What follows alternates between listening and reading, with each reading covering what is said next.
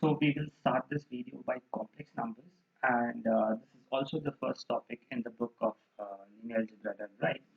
So why before we start study of linear algebra, why are we studying complex numbers? You could have studied this in the course of complex analysis or whatever real analysis.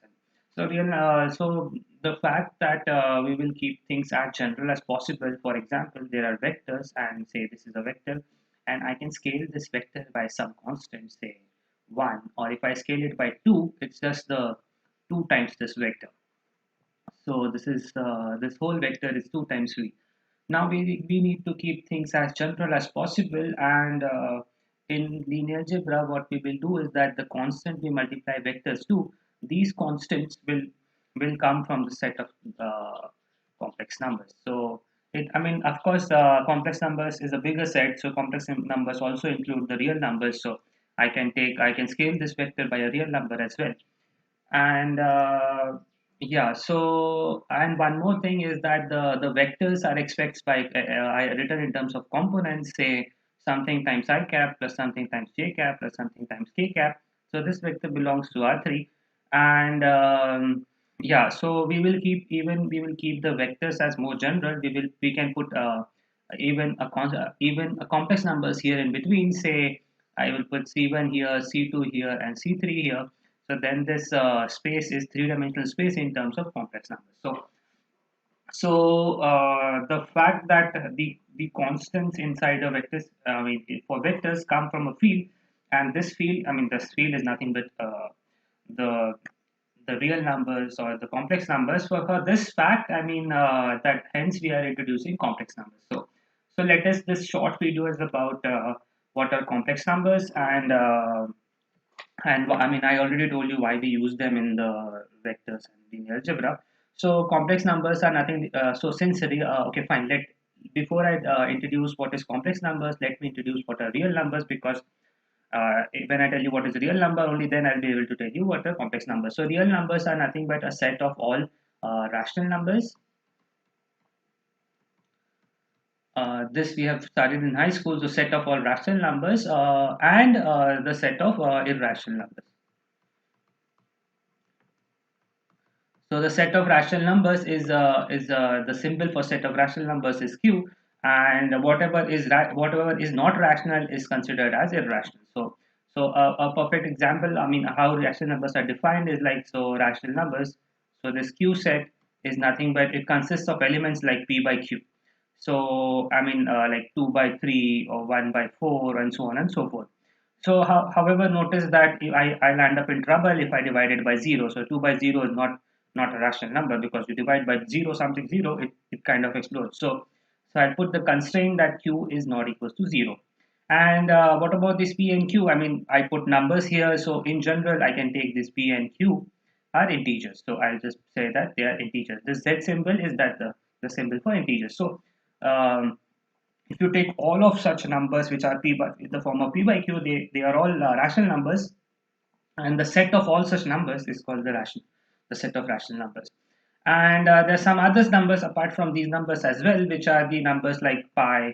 Uh, say there are more numbers here. There's e here, and so on and so forth. So these numbers cannot be expressed. I mean, in school you might have studied. In high school you might have studied that when pi is not 22 by 7. Pi is approximately equal to 22 by 7.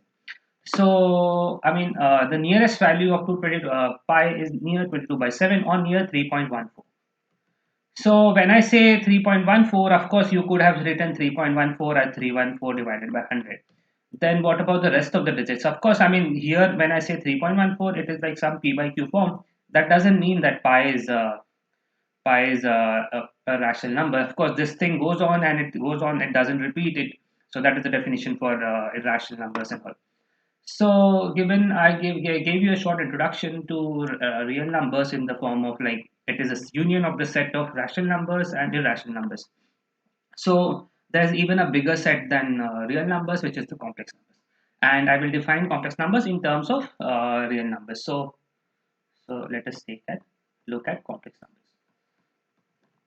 So the set complex numbers is nothing but this set is, it's an ordered pair, or you can say that it's a set with a plus bi, and this a and b are real numbers. So I use the R symbol for the real number set.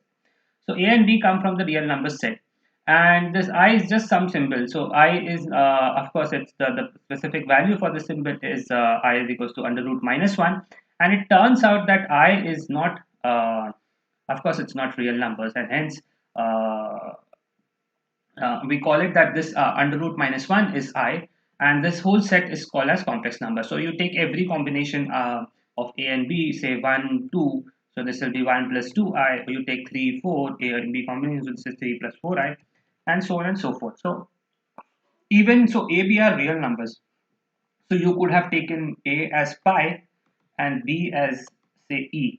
So this is pi plus ei, and this is also a complex number. So complex numbers are nothing but some extension of real numbers, provided with the fact that there is I here, and I is under root minus 1. So yeah.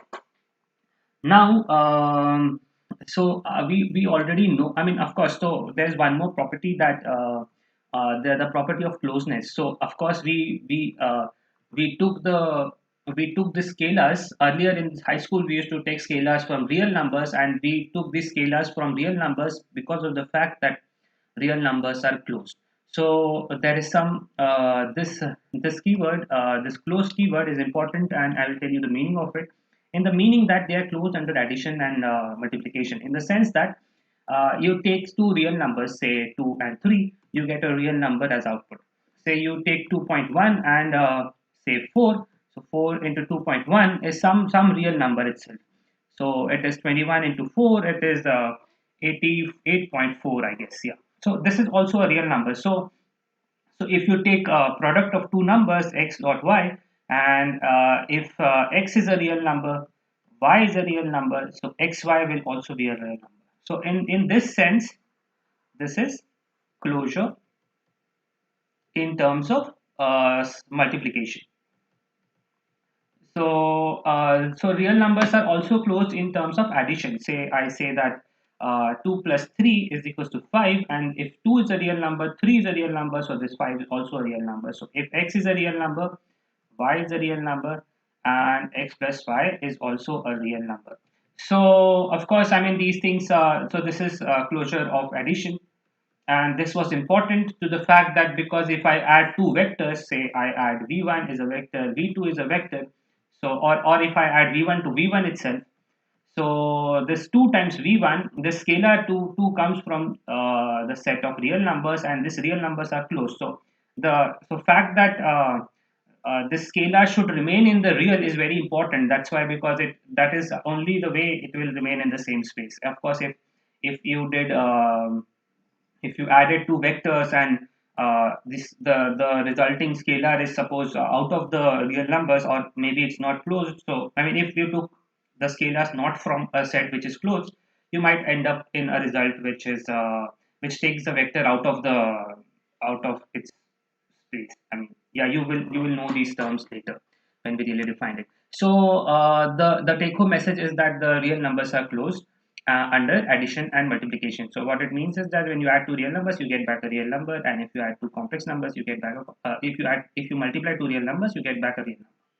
So we will define what is, so we already know what addition and multiplication means in real numbers. So we will define what is addition in complex numbers. So we will literally define it. So addition of two complex numbers. So I can say that if a plus bi is one complex number, and this addition is a complex addition here. I add it to some other complex number, say c plus di. So how is the addition here? So we are writing a prescription for this addition. So the prescription is that you add the real components, which are a and b, a and c. So just literally add the real components, plus you add the imaginary components, which are b and d. So this is the definition. We there is no. I mean, we have set this definition, and we are forming the rules of the game here. So this is how the addition is defined. How is multiplication defined? So this is addition. So multiplication.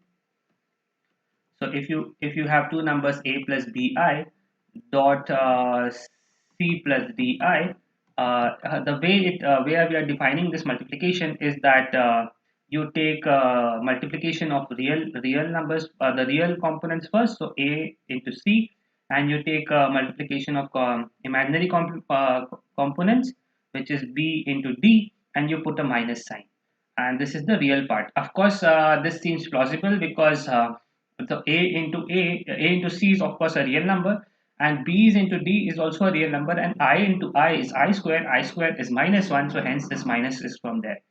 So what are the imaginary components? Imaginary component is just that you take the cross term, so a and d, and you add it to b and c. So this is just something we have defined. You could have defined in some other way, but this is the standard practice of defining how complex multiplication and complex addition is. Now you could ask me, is this complex addition same as the usual addition? And it is not. Of course, there is this abuse of notation here. So what is this abuse of notation? Is that so this is complex addition, and this is real addition. So real addition, which we know from high school, is that you add two real numbers and you get back a real number. But so this, I do not even know how complex addition works. So this symbol is not the same. I mean, I have used the same symbol as so this, the plus in red is different from plus in black. So and that is why I have said that I have abused the notation here. And on purpose we have done the abuse of notation. We could have used the symbol this plus c for addition, complex addition, but if we know that they are in different, and we just know that they are different, and we will ignore that fact, but we will keep in mind that we are abusing the notation here, but strictly they are different operators. Like real addition takes two operands as real numbers, but complex numbers takes two operands as complex numbers and gives back a complex number. And the fact that it gives back a complex number is put from forward by the definition. You see that the result is complex.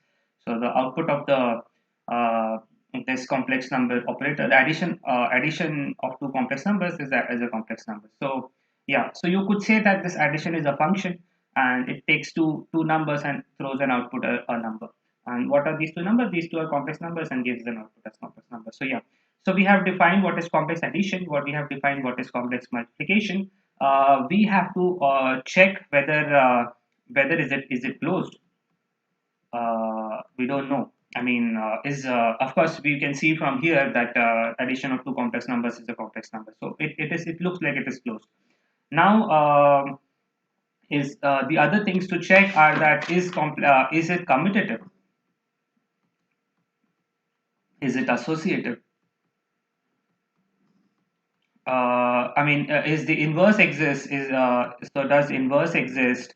So such questions we have to check, and we will check in the videos which I will put henceforth.